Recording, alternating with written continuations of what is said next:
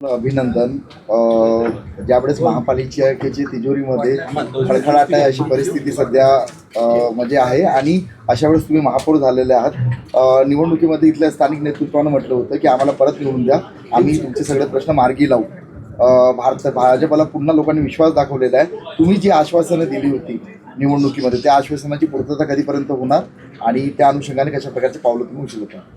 शहराचा सर्वात महत्त्वाचा प्रश्न आहे पाणी, स्वच्छता, आरोग्य. या दृष्टीने आम्ही पूर्ण प्रयत्न करणार आहोत आणि मुख्यमंत्री साहेबसुद्धा आम्हाला पूर्ण मदत करणार आहेत. त्यामुळं आम्हाला नाही वाटत आम्हाला कसल्या निधीची कमतरता भासेल आणि शहराच्या सर्व प्रश्नांमध्ये आम्ही पूर्णपणे तयार होतो. पण जसं आश्वासन देण्यात आले होते त्या 24 तास पाणी पुरवठा करण्याचं पण एक महत्त्वाचं आश्वासन होतं. सगळ्यांचा जिव्हाळ्याचा विषय आहे. त्या दृष्टिकोनातून तुम्ही काय पावलं उचलणार आहात? मी सगळ्यात पहिली विजिट तिथं पाण्याच्या प्रश्नासंदर्भात करणार आहे. मी हर्डीकर साहेबांना दुपारीच बोललो अभिनंदनाचा ठराव झाल्या की मला सर्वात पहिलं भामासखेड आणि रावेत बंधाऱ्यावर जायचं आहे. हर्डीकर साहेबांनी कालच स्टेटमेंट दिलं होतं की त्या एका ठेकेदारांनी दिरंगाई केल्यामुळं ते भामासखेडचं पाणी येऊ शकलेलं नाही आहे, परंतु मी माझ्या कार्यकाळात रोज पाणी पुरवठा होईल याचं नक्कीच ते आश्वासन पूर्ण करणार. मागच्या 4 वर्षामध्ये प्रशासनाचं एक प्रकारे मनमानी कारभार सुरू होता. शहरातील रस्त्याची डिझाईन चुकवण्यात आला, वाहतूक कोंडीचा प्रश्न सुटला नाही, मेट्रोची कामं सुरू आहेत त्याच्यामुळे नागरिकांना त्रास होतो. त्याचबरोबर टॉयलेटची दुरावस्था असेल किंवा कचऱ्याचे प्रश्न असेल, असे वेगवेगळे प्रश्न आहेत. यावर कशा प्रकारे तोडगा काढणार आहात?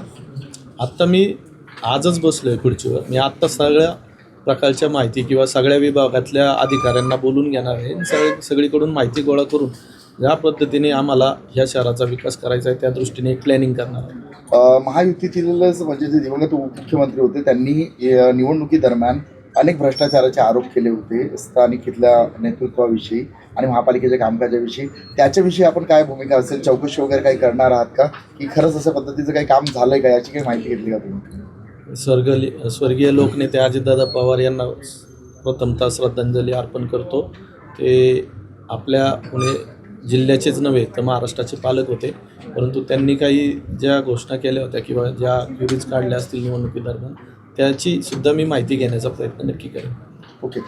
काही लोकांचं असं म्हणणं आहे की दूषित पाणी पुरवठा होतो, विशेष करून तुमच्याच भोजरी भागामध्ये झाला होता. त्याचबरोबर ओला सुका कचरा एकत्र करण्यात येते आणि घंटा गाडींची पण मोठ्या प्रमाणात कमतरता आहे. लोकांची इथे कचरा उचलला जात नाही. असे काही लोकांचे जिव्हाळ्याचे प्रश्न आहेत, त्याविषयी काही रवी लांडगे पुढाकार घेतील? दूषित पाण्याचाच प्रश्न सर्वात मोठा आहे आमच्या भागात, विशेषतः कारण चिखलीला जो प्लॅन्ट आहे तिथंच मी सर्वप्रथम व्हिजिट करणार आहे आणि त्या प्लॅन्टमधून चांगल्यात चांगलं पाणी आणि रोज पाणी कसं येईल याच दृष्टीने प्रयत्न करणार. डीपीविषयी लोकांच्या मोठ्या प्रमाणात आक्षेप होते. डीपी चुकला आहे, कित्येक लोकांचे त्याच्यामध्ये घर जात आहेत आणि त्याचबरोबर रेड झोनचा पण विषय आहे तुमच्या मतदारसंघामध्ये. याविषयी काही तुम्ही मार्ग काढणार आहात? DP आराखडा मी सर्वात प्रथम बघून घेणार आहे आणि त्यामध्ये काही बदल करून नागरिकांची गैरसोय होणार नाही या दृष्टीने प्रयत्न करील. आणि रेड झोनसाठी तर मी पूर्वी पण प्रयत्नशील होतो, आत्ता पण आहे. मी दिल्लीमध्ये रक्षामंत्री राजनाथ सिंह यांचीसुद्धा त्या प्रश्न सोडवण्यासाठी भेट घेणार आहे.